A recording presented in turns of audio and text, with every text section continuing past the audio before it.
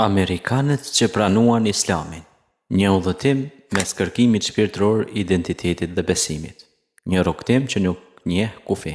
Në historinë moderne të Shteteve të Bashkuara të Amerikës ekzistojnë shumë histori, njerëzish që u nisën në kërkim të kuptimit, drejtësisë dhe qetësisë shpirtërore, dhe gjatë këtij rrugtimi u afruan me Islamin.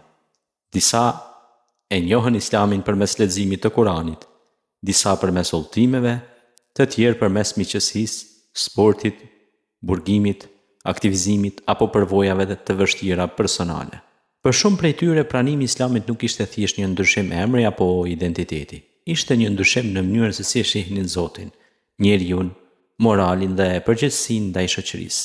Në disa raste ky ndryshim ndodhi në heshtje, larg kamerave, në raste të tjera u bë pjesë e historisë amerikane. Ky dokumentar ndalet te disa prej emrave më të njohur amerikan që u lidhen me Islamin dhe përpiqet të tregojë jo vetëm se kush ishin, por dhe çfarë i shtiu të kërkonin një rrugë të re shpirtërore. Malcolm X, nga kriza tek zbulimi. Një nga historitë më të fuqishme të pranimit të Islamit në Amerikë është ajo e Malcolm X. I lindur Malcolm Little, ai kaloi vite të vështira gjatë rinisë dhe përfundoi në burg. Pikërisht atje filloi një periudhë thellë reflektimi. Në burg, Malcolm nisi të lexonte intensivisht. Ai u afrua me mësimet e Nation of Islam, një lëvizje amerikane me një interpretim të veçantë të Islamit. Pas daljes nga burgu, ai u bë një prej zërave më të fuqishëm të lëvizjes për të drejtat e afrikano-amerikanëve. Por rrugëtimi i tij nuk përfundoi aty. Në vitin 1964, Malcolm X kreu haxhin në Mekë. Udhëtimi ndryshoi thellë mënyrën se si ai e shihte marrëdhënien ndërmjet njerëzve. Ai pa musliman me prejardhje, ngjyra dhe kombe të ndryshme, të bashkuar në adhurimin e një Zoti të vetëm. Për Malcolm X, kjo përvojë ishte një zbulim i madh. Ai filloi të përdorte emrin El Hajj Malik El Shabbaz dhe të fliste më shumë për një islam që sipas përvojës së tij mund të bashkonte njerëzit përtej racës. Historia e tij është e rëndësishme sepse tregon se një njeri mund të kalojë nëpër disa etapa të mendimit dhe përmes përvojës personale të rishikojë edhe bindjet e tij të mëparshme. Malcolm X u vra më 21 shkurt të vitit 1965, por trashëgimia e tij vazhdon. Për shumë njerëz ai mbetet simbol i kërkimit të së vërtetës, transformimit personal dhe i një ideje të fuqishme se besimi mund të ndikojë në mënyrën se si një individ e sheh edhe vetën edhe shoqërinë. Muhammad Ali, kur besimi bëhet pjesë e identitetit.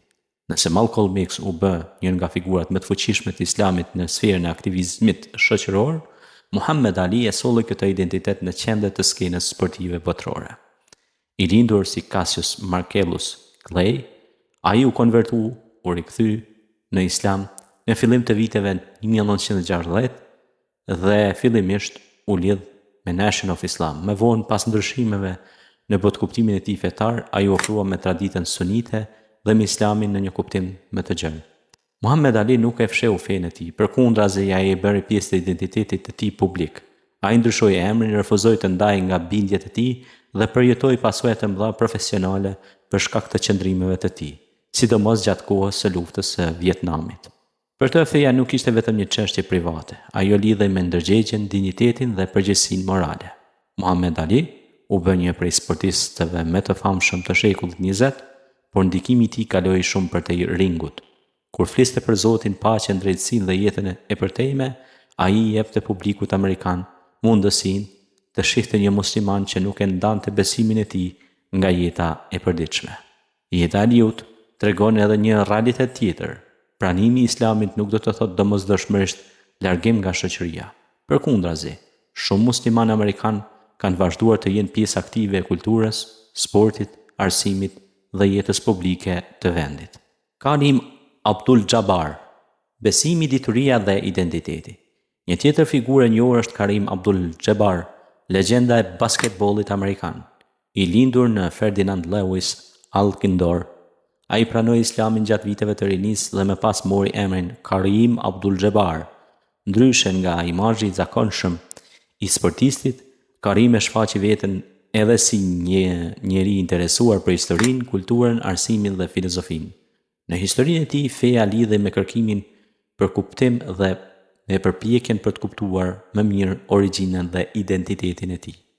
Ai ka folur publikisht për rëndësinë e Islamit në jetën e tij dhe për ndikimin që ky besim pati në formimin e tij personal. Karim Abdul-Jabbar përfaqëson një kategori tjetër të muslimanëve amerikanë, njerëz që nuk e shohin fen si pengesë për arritjen profesionale, por si një dimension të identitetit të tyre. Ai u bë një nga basketbollistët më të suksesshëm në historinë e NBA-s, ndërsa paralelisht ndërtoi një profil si autor dhe komentues mbi çështje sociale e kulturore.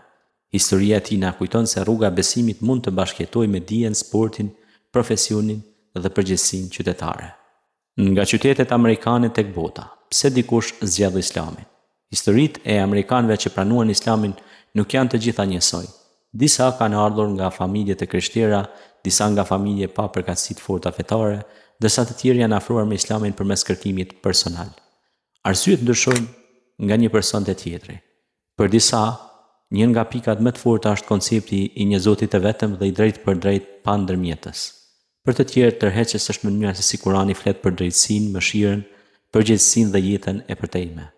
Disa njerëz janë prekur nga namazi dhe disiplina e tij, të tjerë nga agjerimi i Ramazanit, të tjerë akoma nga përvoja e komunitetit musliman. Megjithatë, është e rëndësishme të kuptohet se konvertimi, ose siç e quajmë ne në Islam, rikthimi, është një përvojë personale. Nuk ka një arsye të vetme që shpjegon pse një amerikan vendos të bëhet musliman. Në Shtetet e Bashkuara, komunitetet muslimane janë të larmishme. Aty ka afroamerikan, arab, aziatiko-amerikan, latino-amerikan, emigrant dhe amerikan të konvertuar. Kjo shumëllojshmëri tregon se Islami për shumë besimtar nuk shihet si fe e lidhur vetëm me një kombë ose kulturë. Kurani si piknisje e një rrugtimi.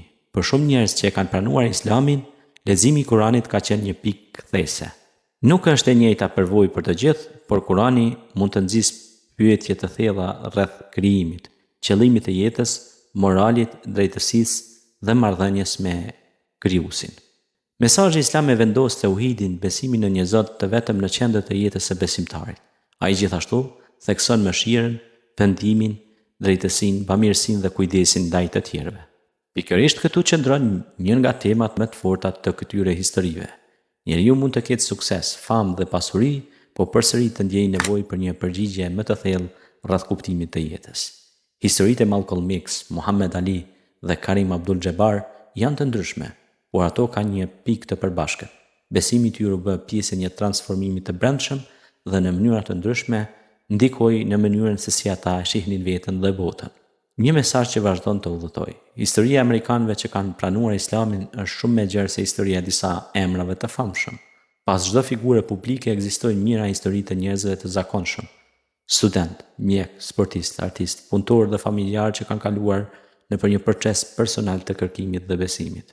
Disa e gjetën Islamin në një bibliotekë, disa në një xhami, disa përmes një miku, disa gjatë një krize personale, disa përmes leximit të Kuranit.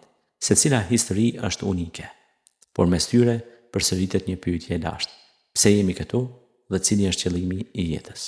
Për ata që pranuan Islamin, përgjigjja u bë një rrugtim i ri, një rrugtim drejt adhurimit të Allahut, kërkimit të udhëzimit dhe përpjekjes për të jetuar me drejtësi dhe mëshirë.